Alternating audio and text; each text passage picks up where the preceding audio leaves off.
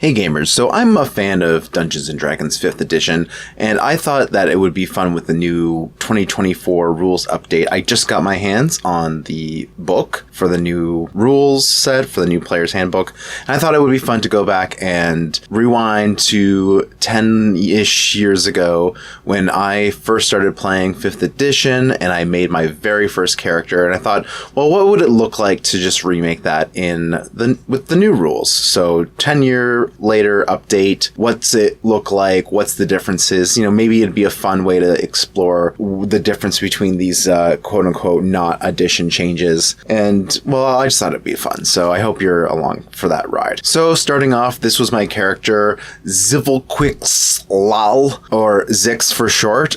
He was a forest gnome, charlatan, and a rogue, arcane trickster. So we got a confluence of interests and playstyles. According to his backstory, he was basically a huge asshole who stole from his own village and didn't get along with people because he was always pulling tricks. And obviously, I've come a long way as a player since my very first edgelord.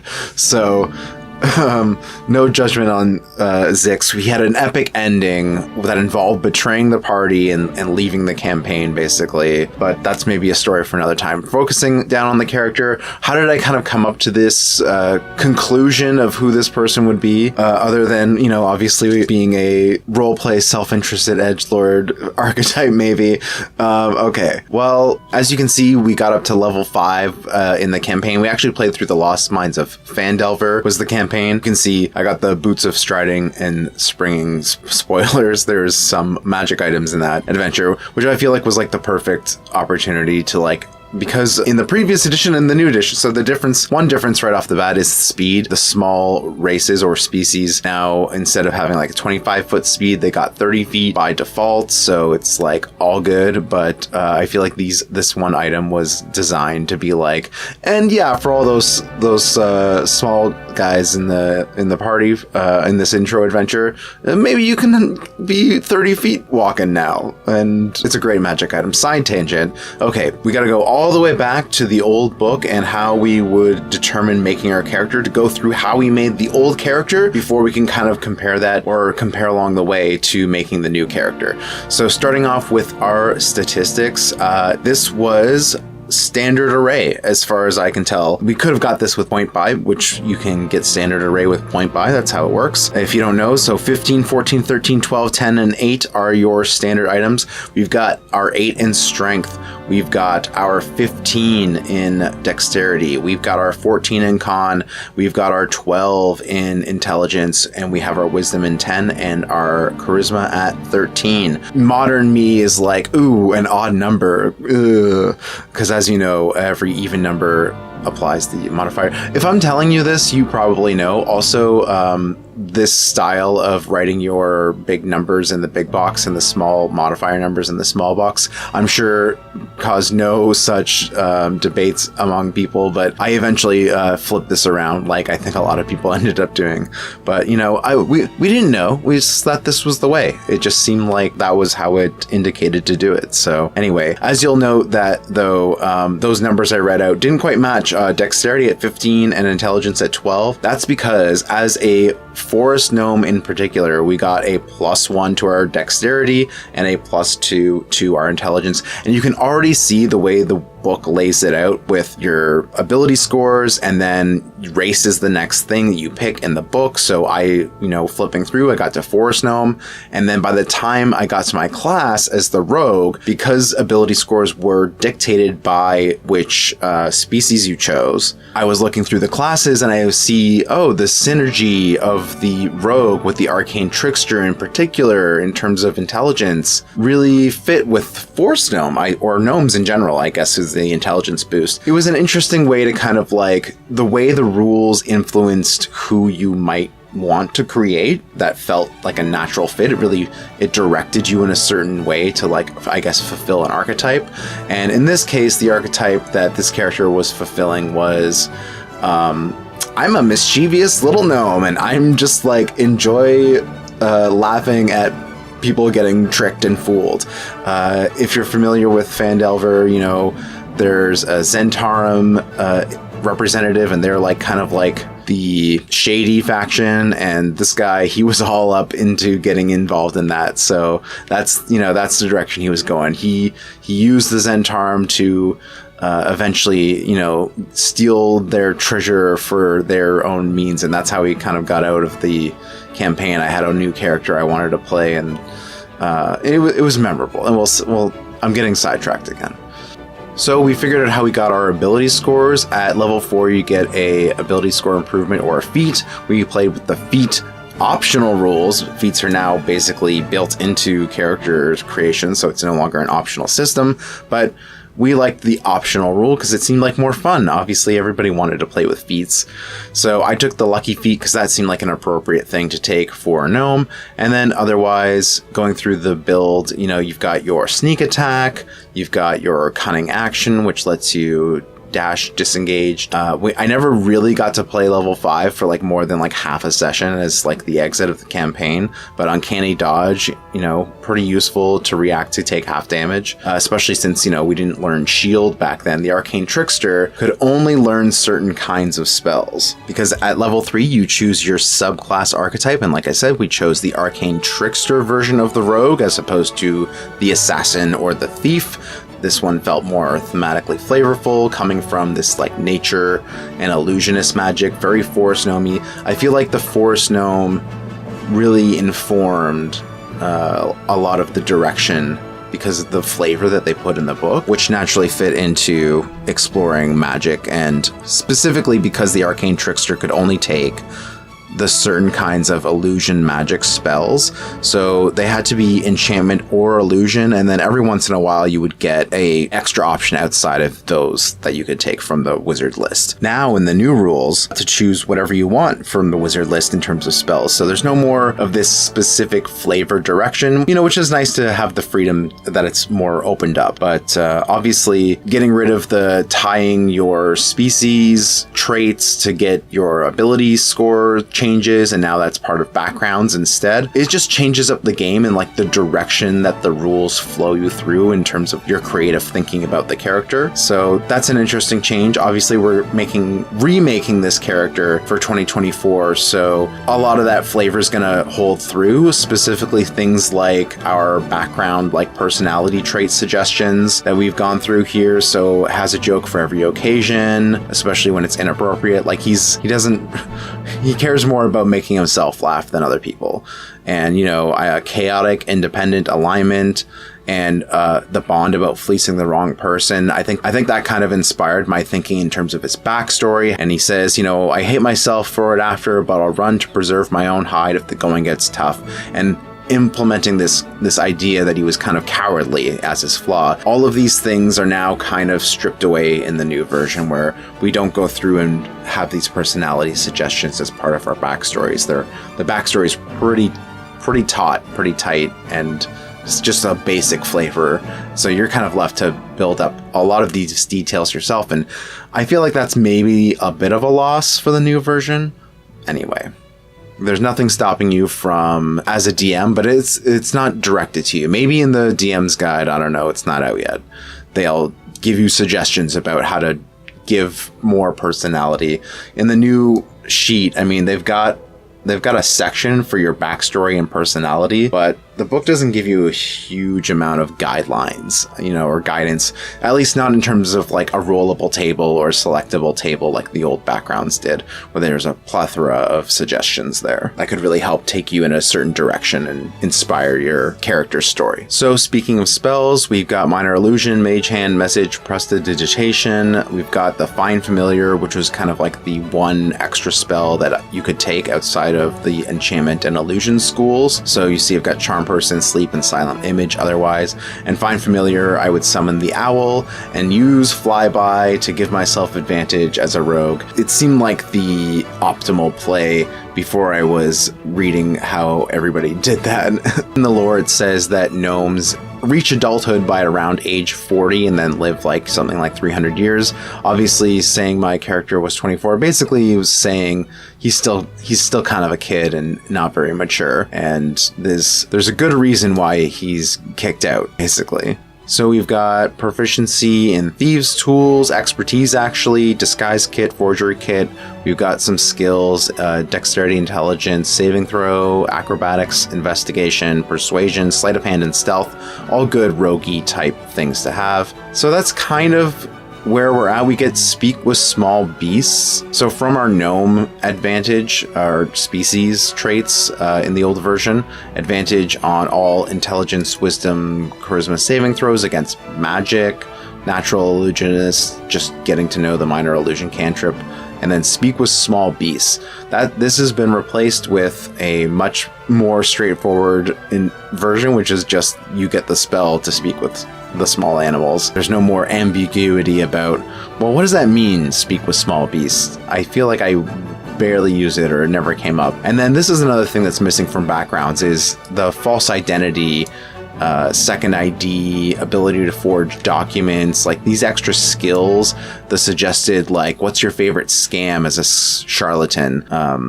These things helped flesh out, like, what else your background gave you in terms of not just your skills and maybe now like certain proficiencies and ability scores even, but also just some extra flavor juice to inject into your concept. So maybe that's something that is another homebrew idea to carry over or bring back. So now let's move on and take a look at what we would do to recreate this character in the new version and what maybe differences we'll find along the way for putting this together. So how do we start off with the new Player's Handbook book and creating your character? The book starts off with how to play the game, sort of, and then we get into creating your characters in chapter 2, and they lay this out a little bit differently. They want you to choose your class, determine your origin, which includes your species and your background, then determine your ability scores, which kind of makes sense in terms of the flow of certain things. But this new way of filling things out also changes the direction where it puts class ahead of who you are as like a person. So making class the iconic choice as opposed to starting with your species and your background. Like, it's more about what your career is going to embody first and foremost. Like, what's your main thing that you're going to do through the game is you're going to be your class.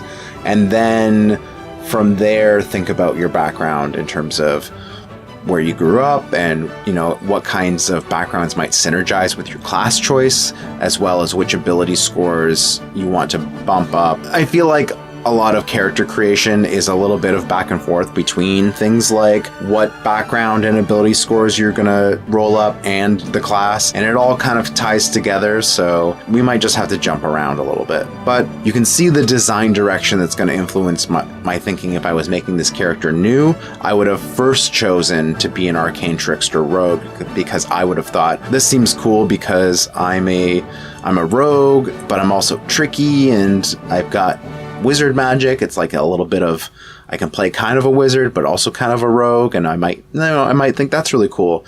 And then I might go through the book, and maybe I would have picked a different race altogether and a different backstory, and I wouldn't have had these personality flaws that I kind of thought about how to role play into the character and turn him into a little jerk. So I don't know. For the best, they've changed it. We'll see.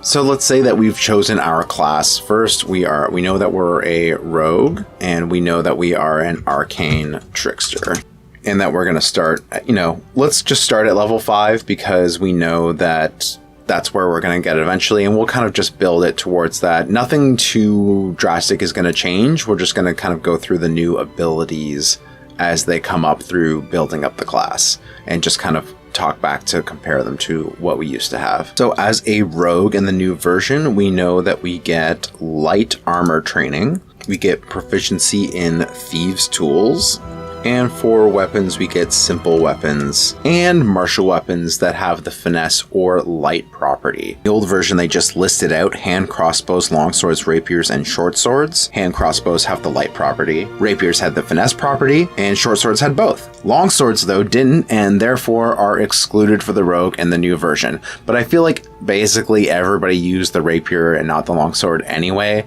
but there you go. A slight difference.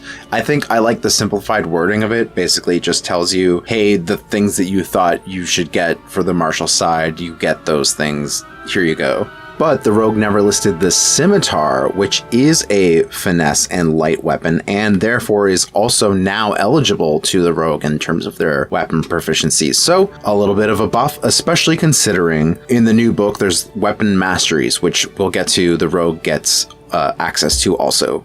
They get to choose 2. So scimitar and short sword seem like a great combination because of their weapon mastery properties, Nick and Vex. Nick means that you get to make the extra attack with another light weapon. So just like 2-weapon fighting, but for free instead of using your bonus action. And the second one could be a follow-up, which is Vex, which just means that you get advantage if you hit the creature on your next attack roll before the end of your next turn. So 2-weapon fighting and your bonus action is still free, and you guarantee advantage on your next attack to get sneak attack. It's like you've got it all built in. That's weapon mastery properties for you. So that's another big change. It's like a whole other system that adds extra depth to the rogue from the get-go, and again, mechanically might influence your decisions in terms of what you're going to want to take or what kind of style you want to play into. As a rogue, level 1, we also get 4 skill proficiencies to choose from. They're the same in both versions. And the new sheet organizes things by their tied ability modifier score as opposed to the old style, which was alphabetically,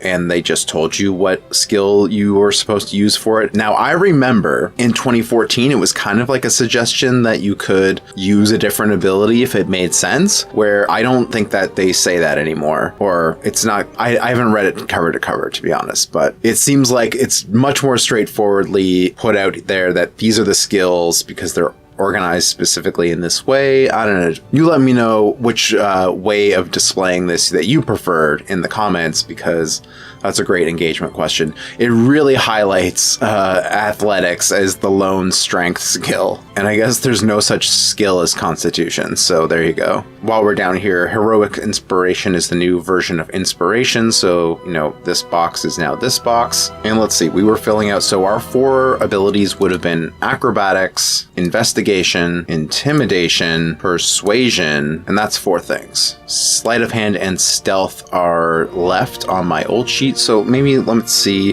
This is where the jumping around starts, where you're like, wait, well, what does my background give me then? Because that'll fill out the next 2 positions. In the old version, Charlatan gave you deception and sleight of hand proficiency, and the new version also gives you deception and sleight of hand proficiency.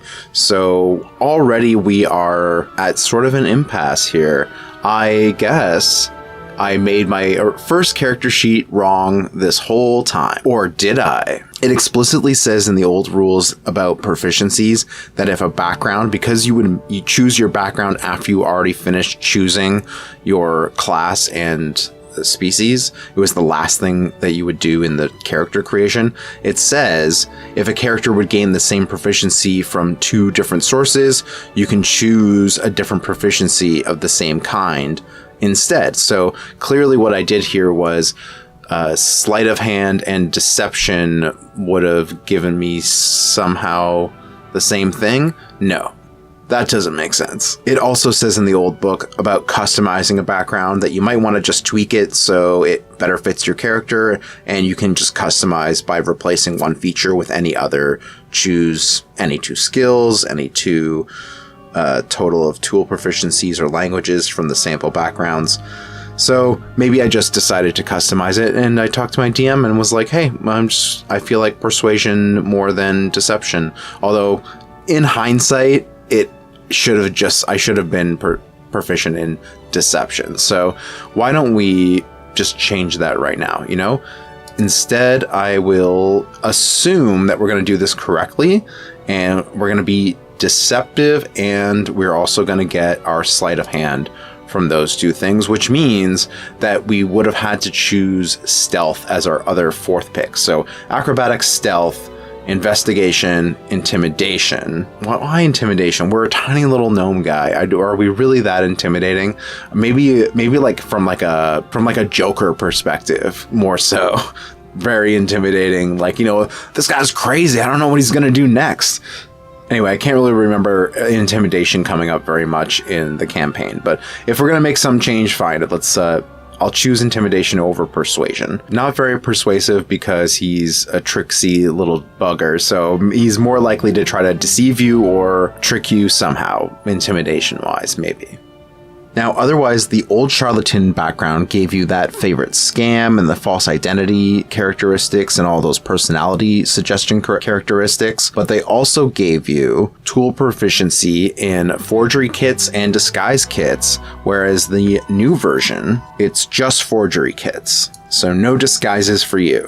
All of the new backgrounds give you suggestions for which equipment to choose, which is basically just, here's what you should pick for flavor, but also you can just take the gold equivalent value of whatever these things are anyway. So all of the backgrounds add up to the same 50 gold for everybody. No more take a certain background to get a certain amount of gold. Like the charlatan gave you a gold pouch with 15 gold in it. It also gave you fine clothes and a disguise kit, and then just tools of the con of your choice. So whatever your sort of favorite scam maybe would be, I think like loaded dice if you're a gambler, cheater, or in my case, I probably pick something disguise kit adjacent. Yes, because I have thieves tools on me and I have a disguise kit on me, but I apparently never ended up having a forgery kit for any such reason, even though I enjoyed the signet of an imaginary duke feature, which was the last thing that the starting equipment gave you, along with a deck of marked cards. The new version just gives you forgery kit, which is useful. You'll have the thing that you're proficient in, and a costume as well as fine clothes. So I guess the costume sort of takes the place of the whole second identity feature sort of idea. Anyway, to the new book's credits, it does say just to hold that thought at this point in the class selection and tells you to move on to determining your origin, which says to start with your background. And so like we were just saying, the charlatan, it gives you all of the things that we discussed, plus now a feat. Every background gives you a feat, and it's always the origin feat. The origin feats are the new not half feats where they give you a +1 to an ability score, which is basically every other kind of feat now does that in the new book. This sort of changes things, how you might have looked at them, like me taking the lucky. Maybe I even would have rolled my stats up a little bit differently than the standard array, but for thinking ahead about what feat I might want to take or what half feat I'll take at level 4, which would give me a +1 to an ability, and maybe I would choose to have an odd numbered ability that I would intend to improve further. Plus, here's the other thing about backgrounds. Besides getting this feat, which in this case, the charlatan background specifically tells you you have to take the skilled feat. Most of them all tell you exactly which feat you need to take. So when I say most, they all tell you which feat to take, but they also tell you which ability scores to improve. So just like before, we were given a +2 intelligence and a +1 dexterity. In this new version, we get to choose to give a +2 and +1 to 2 different abilities, or to give a +1 to 3 different abilities. And out of all of the ability scores that you're allowed to choose from, you have to choose from dexterity, constitution, and charisma for the charlatan. So that means our build here is going to determine things a little bit differently. I couldn't necessarily play the same character if I were to remake it in the new 2024 rule set. Or that might have been the case if it wasn't for the fact that I chose to take a 14 by using the standard array in intelligence, or rather in constitution, and the 12 in intelligence. So if I had chosen to take my +2 to intelligence, or rather, if it had been higher than 14, then I might have a problem here. But in this case, we can use the exact same logic for the standard array, but just assign a +2 to Constitution and take the 12 from the standard array there and the 14 from the standard array in intelligence. Just swap these two things around and it all still works out just fine for this particular build.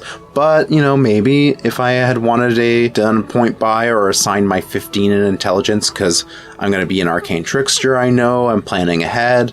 I'm thinking about what subclass I'm going to make use of, and I want my saving throws on my wizardly arcane trickster spells to be better. Maybe I would have basically just not been able to boost my main stat the way I would have wanted to. So there's a direction in the design. Again, it's like what's going to give you synergy and what's going to fight against your concept. Let me just write down skilled feat, and under equipment, let's just take the suggestions. Forgery kit, costume, fine clothes, 15 gold pieces. And while we're down here, the rogue gives us a choice again between a bunch of stuff that's thematically appropriate or just the gold value, which is the same for everybody, 100 gold. Actually, I just looked, the paladin gets 150 gold, for example. So the gold starting equipment value is not the same for every class. So I'll just write down what they give you: the leather armor, 2 daggers, short sword, short bow, arrows, thieves' tools, burglar's pack. In the old book, we got a choice between burglar's pack or a dungeoneer's pack or an explorer's pack. But like I said, you could have just take back the gold value and then buy whatever you want in the new version. So it doesn't really matter that in the old way they gave you a rapier or a short sword, and we still get the same thieves' tools and leather armor. So let's move on to the next part of the determine origin step, which is choosing a species after the background. We know that we're going with gnome, and like I mentioned, they get 30 feet of movement now before. So gnomes and all of the other small races now get,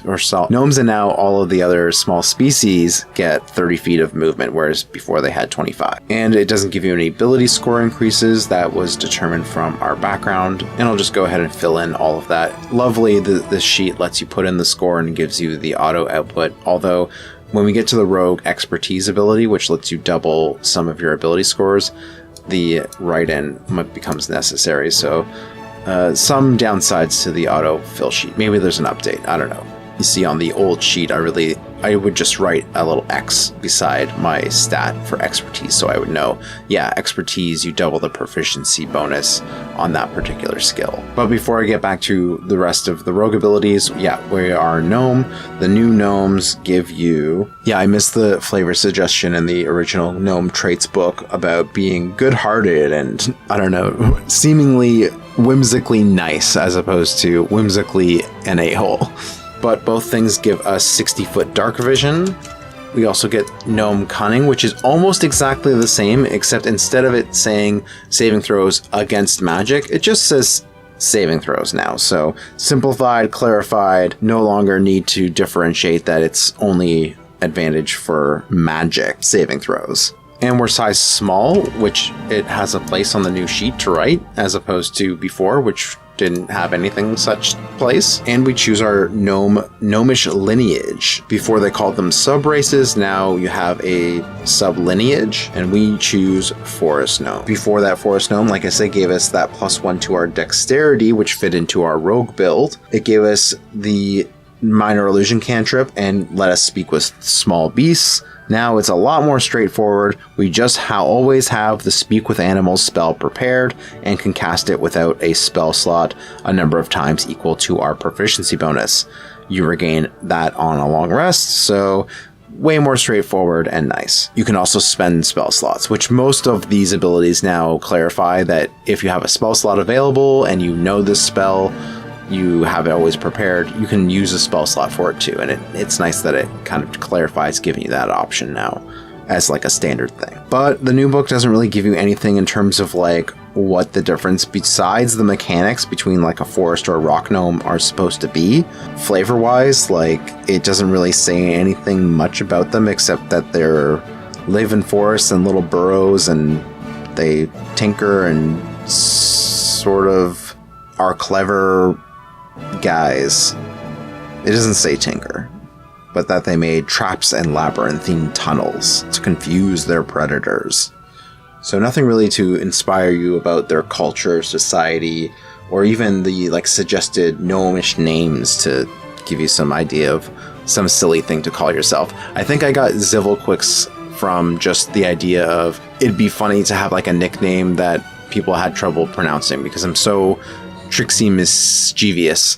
Maybe I was a little inspired by Mixlixpitalik from the Superman series. I can't recall, but I mean, I can see the similarities in that regard at least. Anyway, so we got our ability scores filled out. Same standard array works by just giving our +2 to Constitution and our +1 to Dexterity, and our 14 is assigned to Intelligence. No other big differences for our species except for languages. Your species no longer gives you a language. Instead, it just tells you in the chapter about character creation, after choosing a species, to imagine your past. So this is our chance to fill out something like our flaws and our personality traits, where they give you a couple of ideas of what to consider, like who raised you and who was a childhood friend, and did you have a pet, or have you fallen in love, did you join a guild or religion or something like that, and then what element of your past inspires your adventures now. And that's pretty much it. That's all you get. But then it tells you to get to your languages, which was where I was going with that point. Knowledge of certain languages, you get to choose. Everybody just knows Common. So right off the bat, we know everybody knows Common. Here we are, languages. And then it's up to something in your class to choose whether it gives you a language or not. So in the case of the rogue, that kind of takes us back to some of the rogue features that you get at level 1. It says you get to know Thieves Cant, which is basically just like rogue speak. I always like to think of it as that scene in Ocean's 12. They're all kind of around the table and Matt Damon doesn't know what's going on because they're all speaking in code, but they're really just doing it to mess with them. That's what Thieves Cant is to me. You say one thing, but you really mean another, and only those in the know what you really mean. So, the business? The business. A doctor who specializes in skin diseases will dream he has fallen asleep in front of the television. Later, he will wake up in front of the television, but not remember his dream. Would you agree?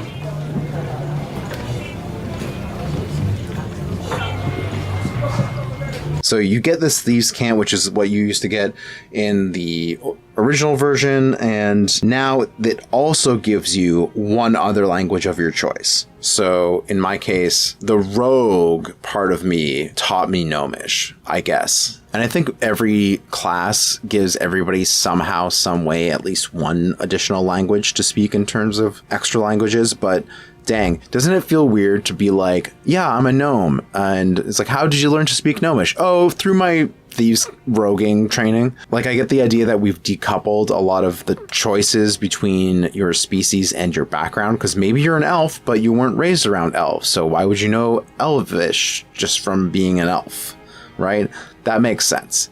But it does feel a little weird that I'm like, oh, I could have chosen a language here, but I think I should maybe have an obvious choice made for me based on me thinking, well, didn't I grow up in a gnomish village? That's my background, but I'm going to get it from my class. So, am I missing something? The next part of the building your character was the determine your ability scores, which it's the exact same as it's always been in terms of you got the standard array, or you can roll, or you can use the point cost method. Obviously, in this case, I'm just sticking with standard array and assigning things back to equal what we used to have. Maybe if I was rebuilding this character, I would choose point buy, which is what I usually do, and I would really math it out to make sure that I didn't have any odd numbers, and that I would boost probably my dexterity and my intelligence up a little bit more to maximize my character here, but I probably would have had to make some sacrifices along the way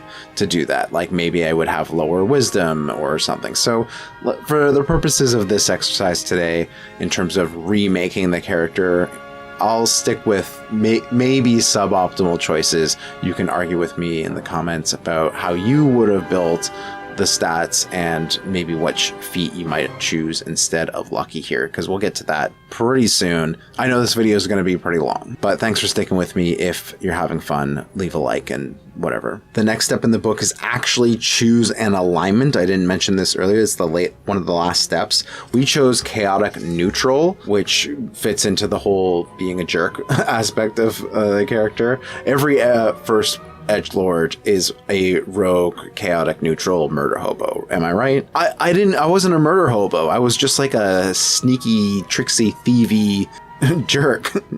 Barely murdered hardly anyone, though, as I recall it anyway, to the best of my recollection, Your Honor. Right, forgot to fill out background charlatan and our character name. Here they do give you some personality ideas, though, so if you have a personality that is chaotic, you might be boastful or impulsive or rebellious or self-absorbed. Maybe you're all four of them. And as a neutral person, you might be selfish, disinterested, laconic, or pragmatic. Maybe all four of those things. I hadn't heard laconic before. That just means a person who uses very few words. So sort of like the lack of interest of disinterested, but in a more verbalizing kind of way, perhaps, to take it. The minimal use of words, or being concise and to the point at the point of perhaps seeming rude. So that might be perfect as a neutral suggested alignment. You know, if you're curt, straightforward, to the point, you might, it's kind of like leads into the neutral feelings of a robot almost. That could be kind of the style you take that suggestion. So I like that they're giving you personality trait suggestions. They're not leaving you hanging entirely without all of the flavor in your race and your background. They're giving you at least some direction to take something and run with a role play. And then it just goes on to tell you to fill in all your details, everything else you didn't fill in. And luckily this sheet from nothandsome.com was able to fill it out automatically for us. Although we did still need to make a couple more choices to sort of finish things off, specifically to do with filling out the details from our class and the skilled feat that we got. So we briefly touched on the origin feats, but Rogue gets us proficiency in our saving throws, in intelligence and dexterity. Unfortunately, the sheet does not know how to add that number. Oh, we have to write a proficiency bonus. Duh. So at level 5, we would have a +3 proficiency bonus. That's all the same as it was in terms of progression. And our initiative +3 because we have +3 dexterity and we have no other thing that's influencing that. And our passive perception at 10 because our wisdom is just flat 10, no modifiers. Our leather armor gives us the same armor class, which is 11 plus our dexterity modifier. And like I was saying, the skilled origin feat. What is the origin feat? It's basically a feat that you can take at level 1, level 0, basically, right off the bat, and it's assigned to you by your background. So in the case of our charlatan, we were assigned skilled, which just gives us proficiency in any combination of 3 skills or tools of your choice. So we already have a bunch of skills that we're proficient in, but now we get to choose a couple more just for free. So this is where things are really starting to diverge, and finally we're seeing some bigger changes. Apart from the ability score shenanigans I mentioned earlier, these are starting to show off some of the big changes between these two characters. We're gonna have way more skills to choose from in this case. So we dropped persuasion before. Why don't we just pick up persuasion again and take that back up? And while we're at it, why don't we boost our perception? Perception seems like a good thing. We could have 13 passive perception. Perception's a great skill to have. And one more, well, we chose to have something else we're missing, which kind of, again, this is making up for it by giving us this feat. We're making up for what we could have had before, which was proficiency in the disguise kit tool, which was originally in the charlatan background. Now it only gave you forgery kit. Here we go. We have another chance because it gave us the skill to pick up the tool that we were missing, and we get to make the same choice, just in our own way. So there you go. Look at that. And that brings us back to the rest of our rogue level 1 features, which include expertise. So like I said, I like to usually just mark a little X and show which has expertise, and in this case, we're just going to have to write down which 2 skills to choose for our expertise. I chose Sleight of Hand and Thieves' Tools. However, would I make the same choice on this character given the new rules? Well, tool proficiency and skills, they're pretty similar to how they used to be, but now it says for tool proficiency, if you have tool proficiency with a tool, you add your proficiency bonus to any ability check you make that uses that tool. So just like before, we would have just used our proficiency bonus. Now it also says if you have proficiency in a skill that's used with that check, you have advantage on the check too.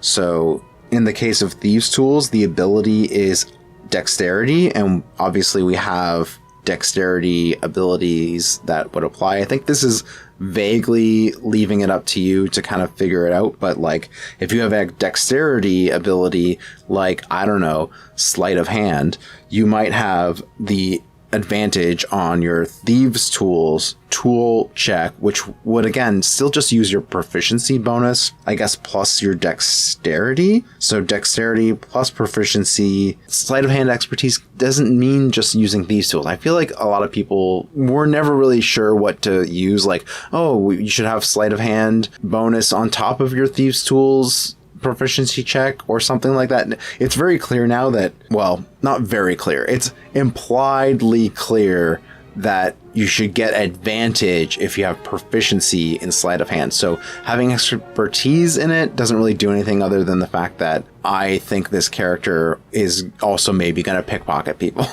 or like, you know, hide things and do other stuff. So having expertise in both still makes sense, and I'm still happy with that choice.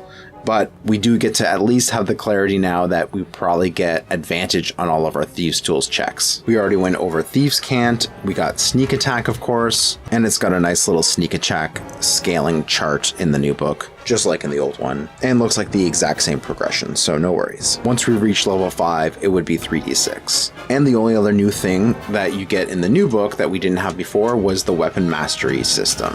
And we get to choose 2 as a rogue and change things on a long rest. So I think we're going to choose rapiers.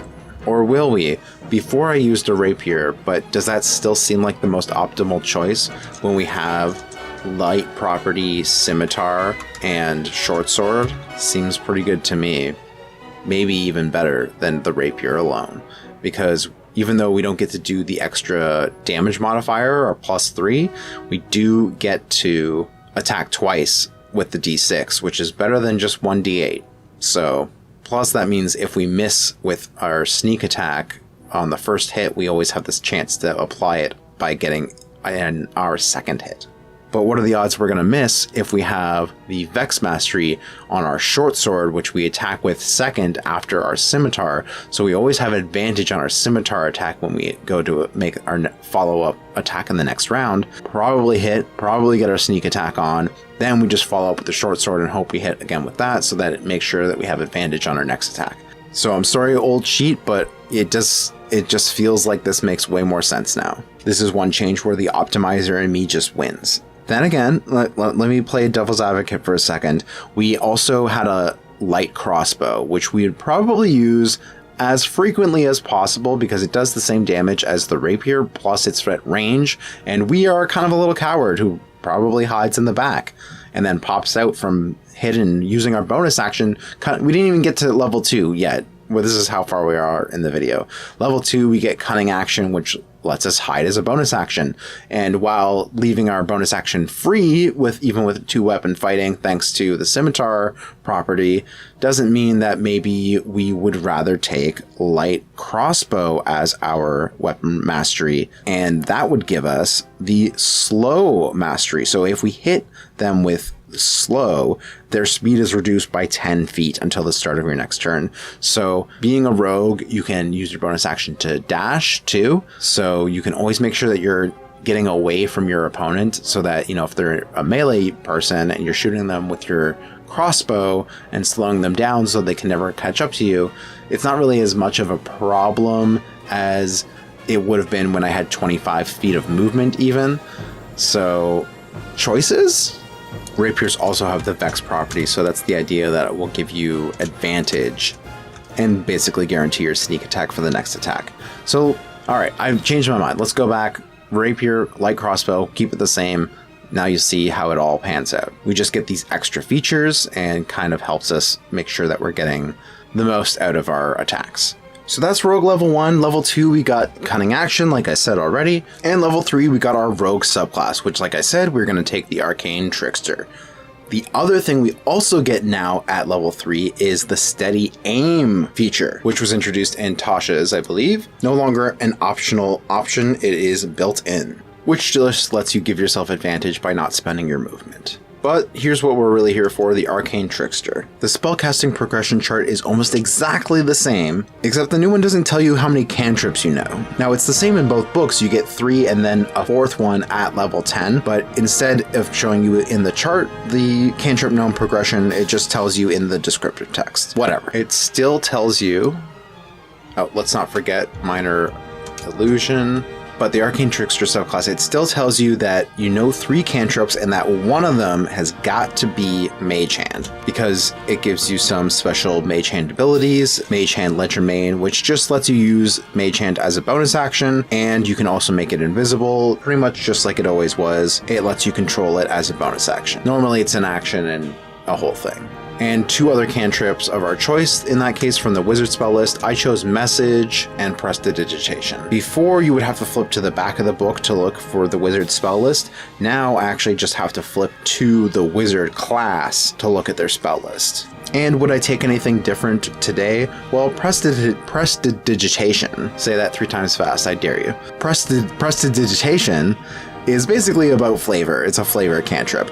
But we've got a couple new juicy options in the new book here, like the new True Strike. I can't believe I'm saying this, but in the new version, True Strike with the rapier actually helps us keep up damage-wise, as opposed to just stabbing with the rapier normally versus the 2-weapon fighting debate I had a few minutes ago. Just a little bit, and it's a lot cooler. So I think the optimizer in me is actually going to win out on this case, and we're going to take True Strike instead of Prestidigitation. Prestidigitation. Prestidigitation. Prestidigitation. You have to believe me, I said it without cuts. Prestidigitate. I lost it. The new book here recommends Minor Illusion and Mind Sliver. We already got Minor Illusion because we're a gnome. That's still a thing. Specifically Forest Gnome, because we picked that. We got Minor Illusion and Speak with Animals. So I might as well write down our first level spell here. Speak with Animals. The new book also lets us change out our cantrips every time we level up. Intelligence is our ability modifier. Save DC 13 and attack bonus +5 at level 5. That's still all true. We have only 3 level 1 spell slots available to us, which is still true. And this time we get to choose 3 spells at level 1, but then soon we get a 4th spell. So that was our Find Familiar, Charm Person, Sleep, and Silent Image. In this case, we don't have to choose from Illusion and Enchantment outside of the one other spell that we would get to choose from the wizard list. So I think Find Familiar is still a good pick, even though, because we can choose any spell from the wizard list. That was the one that we chose when we had the opportunity in the first place. It makes sense. It's still good. The new Charm Person spell, it's pretty similar to how it was, although the way Friends and Charm Person works now, Charm Person just feels like a longer lasting version of the Friends cantrip. And I mean, personally, I'm a little biased towards just using the cantrip for whatever you need. They're going to realize they were charmed for you much faster, so it depends on how long your mission is required for, whether it's worth the spell slot.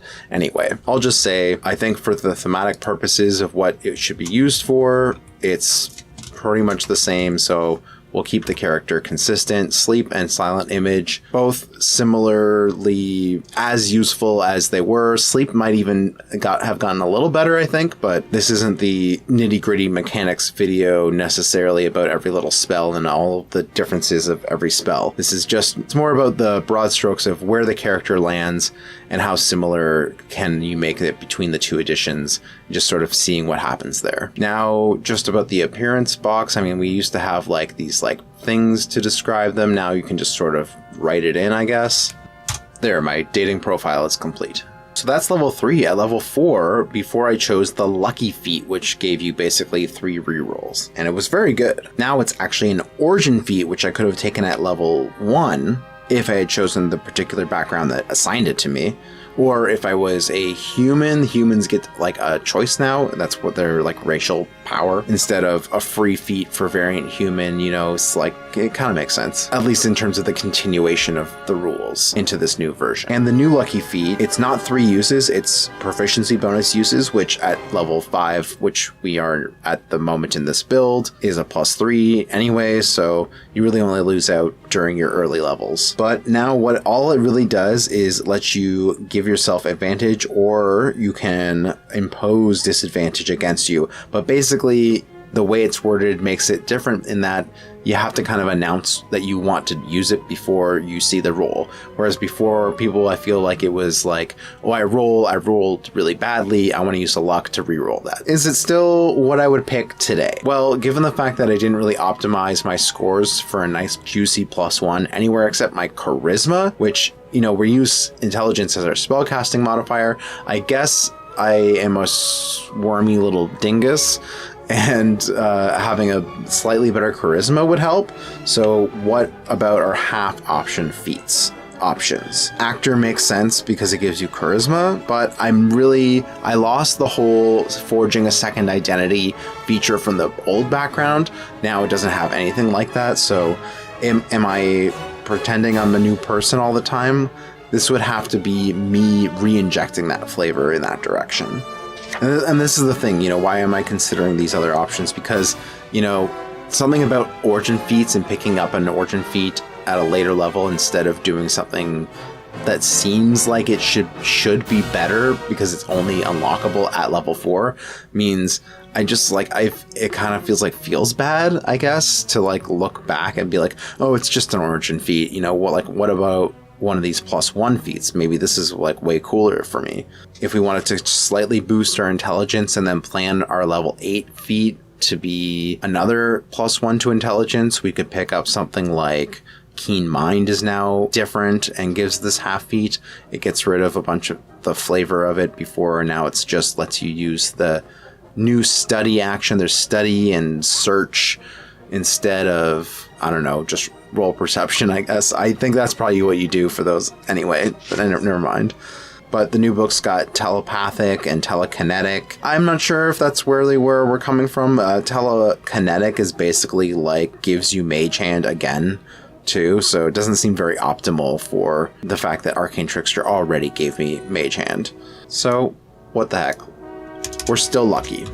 And at level 5, we get Uncanny Dodge, which is basically the exact same as it was before, but also we get an additional feature now called Cunning Strike. And basically what that does for you is it lets you spend on one of your, at least for now, one of your sneak attack dies at the cost of reducing that die's worth of damage in order to apply an additional effect. So you can poison the target if they fail a constitution save, you can trip them so they're prone, or you can withdraw, which lets you move half your speed without provoking opportunity attacks. It's kind of like a mini disengage for free. As part of the attack, you just sacrifice some of your damage for it. So an additional cool option to do. And now we have finally reached our original character at level 5, and we get to match them up and sort of see, okay, so what's different? What did we get? What did we lose? Where did we end up in terms of this whole thing? So,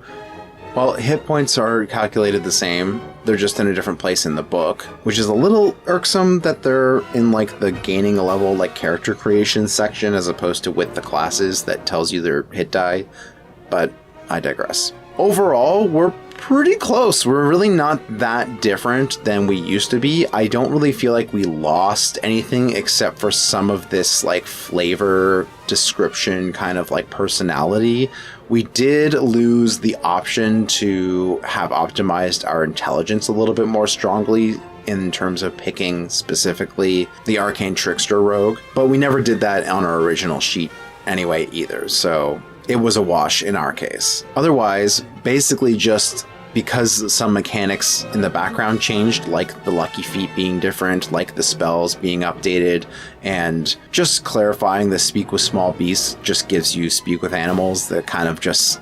It seems like that's really what it should have always been. I consider that like maybe a fix.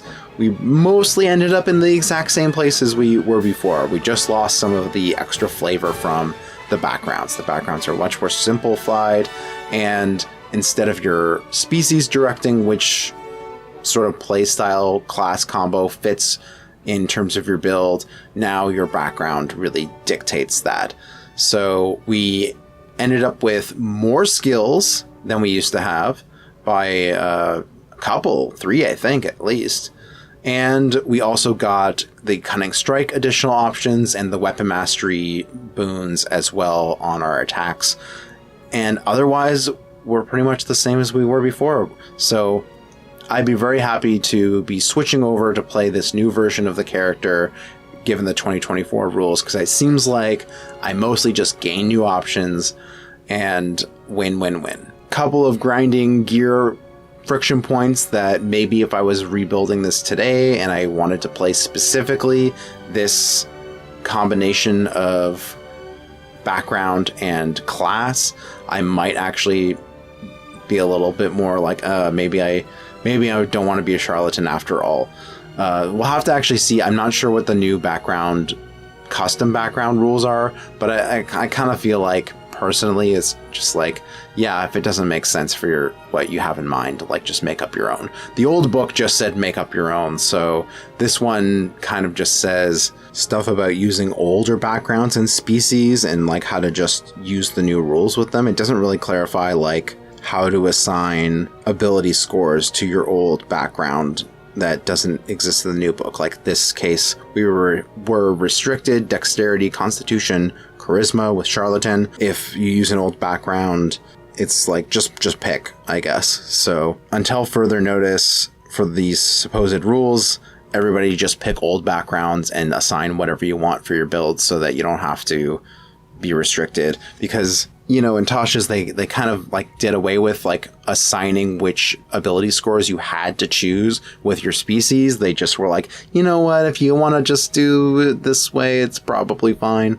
And then they reintroduced some restrictions in this, which again, like I kind of showed earlier, it can direct the flow of your thought patterns in terms of like what's optimal to build, or where does this push me in terms of my build. If I want to be a charlatan, but I also want to be an arcane trickster, that doesn't really work as well necessarily because of the restrictions that they want to impose on you in the new version. Whereas in the old version, it flowed very naturally for me to choose Forest Gnome as my species, and that's been decoupled from the choice now. So now it's really, the friction point has been moved from your race and class and ability scores to really more your background, which just took the place of the species. So it's a lot more similar than it might seem. It's just new and different. But I think we've successfully changed over a 2024 from a 2014 version of a character, a rogue, arcane trickster, from one to the other. Here's what it looks like. Hope you enjoyed the journey. And I just want to make something very clear. When Zix betrayed the party, when I stopped playing him, I did discuss it with the DM ahead of time. I'm not a terrible player, even though this character is like the quintessential possible problem player thing. You know, I will say, you know, you learn how to play together as a team pretty quickly when you try to play an edgelord. You know, you got to know that, you know, even if the other PCs don't know that you're pickpocketing some guy, you know, the players around the table still see you, you know, stashing that treasure in your greedy little hands. You know, it's not, you want to play with people, you know, not just do the, it's what my character would do moment all of the time, right? So anyway, just to be clear, I talked to the DM. I'm like, I want to play a new character. This guy's kind of an a-hole, and you know, I really like roleplay. I do like what my character would do moments, but I could see that, you know, this may be for a different kind of party, and you know, it might be better to switch things up and play new characters. So if you want to see what my new character was and me do this again with a champion fighter and see how much better that got. I know, champion, right? I played it. I played it in the old version because he was a jock. He was an elf jock. And if you want to see that video, let me know. If this was fun or whatever, you liked it, let me know. Thank you very much for getting this far in the video. I know this must have been quite the journey, but I hope you enjoyed it, and I thought it was a fun idea to try doing. It was fun going back, looking like at this 10-year-old character and being like, oh my god, all of the things that I've learned from then on, and played so many different games. And yeah, tell me about your D&D journey and where you started and where you're looking ahead now. Anyway, thanks for watching, and I hope you had fun. Let me know in the comments, and I'll catch you maybe in another video like this. Thanks for watching.